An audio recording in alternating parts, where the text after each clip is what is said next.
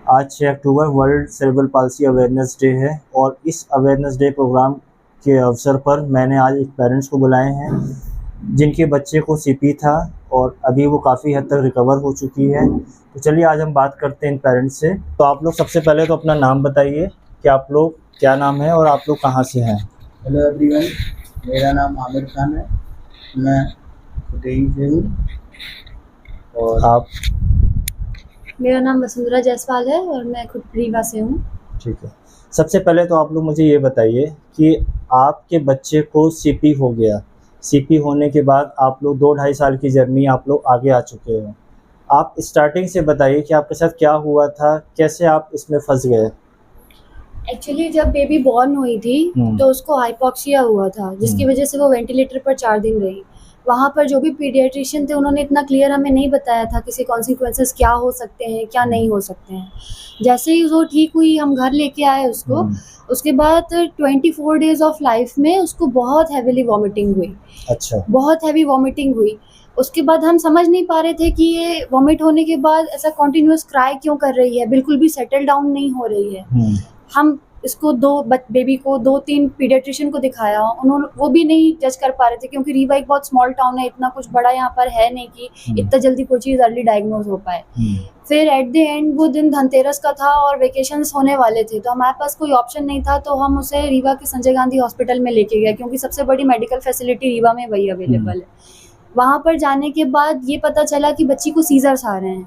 हमने कभी सीजर्स देखे ही नहीं थे कि बच्चे को कैसे सीजर आते हैं। तो हमारा तो उसको पहचान पाना ही मुश्किल था।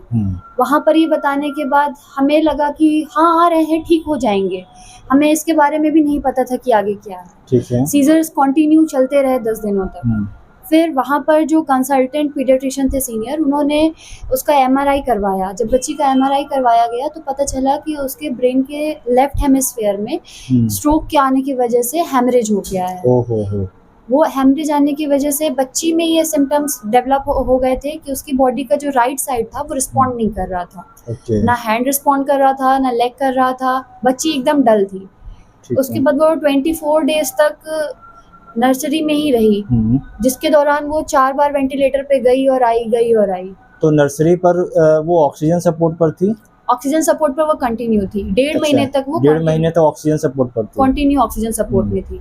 जब वो थोड़ा सा सेटल डाउन हुई, ऑक्सीजन सपोर्ट से बाहर आई, उसके बाद हम उसको एक न्यूरो पीडियाट्रिशियन के पास ले गए जो बहुत ही रिस्पेक्टेड, बहुत ही ऑनरेबल हैं, नागपुर में डॉक्टर अमरजीत वाघ सर। वहाँ पर उन्होंने उसका ईजी किया और भी टेस्ट किए। उसके बाद उन्होंने ये बताया कि बच्ची को सीपी है, सेरेब्रल पॉल्सी है, ब्रेन अफेक्टेड है, जो कि हील होना बहुत मुश्किल है, बहुत टाइम लगता है।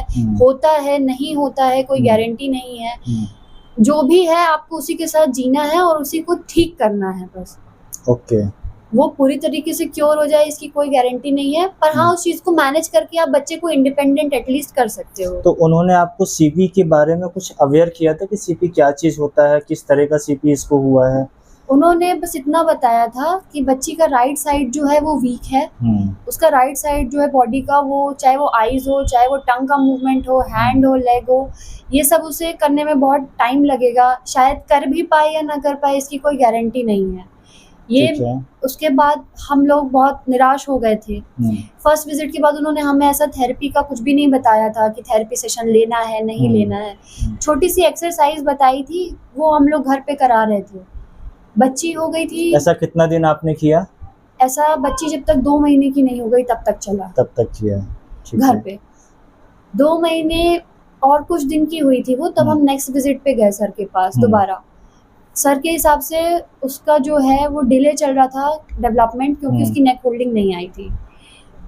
और उन्होंने ये सजेस्ट किया कि आप थेरेपी सेशंस लीजिए, उससे इम्प्रूव होगा, रिकवर होगी चीज़ें।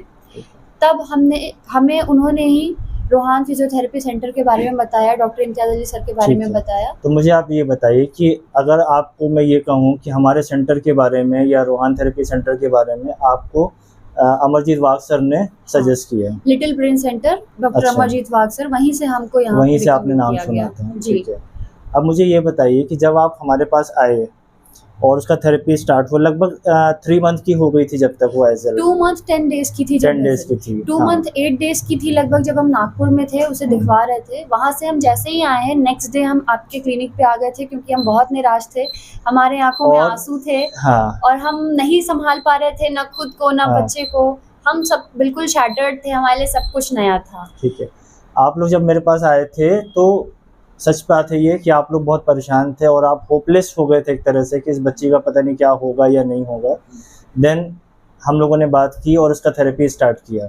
अब मुझे ये बताइए कि आपने जैसे हमारे यहाँ थेरेपी स्टार्ट हुआ तो कितने दिनों के बाद आपको उसमें इम्प्रूवमेंट्स दिखने लगे? 2 मंथ 10 डेज की थी एजल जब यहाँ पर उसका एडमिशन हुआ, उसके थेरेपी सेशन शुरू हुए। लगभग 1 मंथ 6 वीक्स में कहा जा सकता है कि उसकी नेक होल्डिंग आराम से अच्छे से आ गई थी। अच्छा। और उसके बाद धीरे धीरे जैसा भी डेवलपमेंट का माइलस्टोन रहता है वो धीरे थोड़ा ही डिले था। अगर कोई बच्चा उसको 1 मंथ में कर रहा था तो वो 1.5 मंथ में या 2 मंथ में कर अच्छा। ले रही थी, पर ज्यादा डिले नहीं हुआ। अच्छा। कंपैरेटिवली अगर मैंने सीपी बच्चों को, जब मैं इस कम्युनिटी से जुड़ी, मैंने और बच्चों के बारे में देखा तो बहुत से बच्चे ऐसे हैं कि 4 साल के भी हो गए हैं पर उनकी नेक होल्डिंग भी नहीं आई है। ओहो। सिटिंग की तो बात दूर है, खड़े होने की तो बात दूर है। पर यहाँ पर आने की वजह से एजल का हर चीज टाइम पर होता गया, या फिर ये कह सकते हैं कि 9 होने से ज्यादा 10 में हो गया। अच्छा। ज्यादा डिले नहीं हुआ कोई बट माइलस्टोन धीरे धीरे अचीव होते चले गए, कंटिन्यूअस होते चले गए। ठीक है। एजल आज मेरी 2 साल की हो गई है। वो खड़ी होती है, चलती है, मम्मा पापा, लिटिल वर्ड्स, 2 लिटिल वर्ड्स जैसे होते हैं वो सारे अच्छा। बोलती है, हमसे कम्युनिकेट करती है, उसका स्पीच डेवलप हो रहा है। और बच्चों में ये होना सीपी में बहुत ही डिफिकल्ट होता है, बहुत टाइम लेता है। जी ठीक है। तो अभी एक लास्ट क्वेश्चन मैं आपसे ये पूछूंगा कि अगर आपको हमारे सेंटर के बारे में कुछ कहना हो और एक सेंटेंस में आप कुछ बोलना चाहें तो क्या बोलेंगे आप? हम तो यही बोल रहे हैं कि रोहान थेरेपी सेंटर में आने के बाद हमें एक नया जीवन दान मिल गया है और हम ऐसे बच्चों के लिए यही सजेस्ट करेंगे कि आप रोहान थेरेपी सेंटर आइए और अपने बच्चे को एक नया जीवन दीजिए। चलिए थैंक यू। आप क्या बोलना चाहेंगे? होप फॉर ऑल है। जहाँ एकदम इंसान एंड पे पहुंच जाता है, शैटर्ड हो जाता है कि आगे कुछ भी नहीं दिख रहा है, यहाँ आने के बाद एक नई शुरुआत की हमने और आज हम मेन स्ट्रीम में आ गए हैं। बच्चों के साथ हमारी बच्ची कंधा मिला के चल रही है, एक सीपी बच्ची। इससे बड़ी बात और क्या हो सकती है? आप एक सीपी कम्युनिटी जो पेरेंट्स की है, एक बहुत बड़ी कम्युनिटी, बहुत सारे बच्चे हमारे रीवा में रजिस्टर्ड हैं जो सीपी से मतलब कहीं ना कहीं फाइट कर रहे हैं। उन पेरेंट्स के लिए आप क्या एक मैसेज देना चाहेंगे? उनके लिए सबसे बड़ा मैसेज तो ये है कि निराश नहीं होना है, आप होप नहीं खो।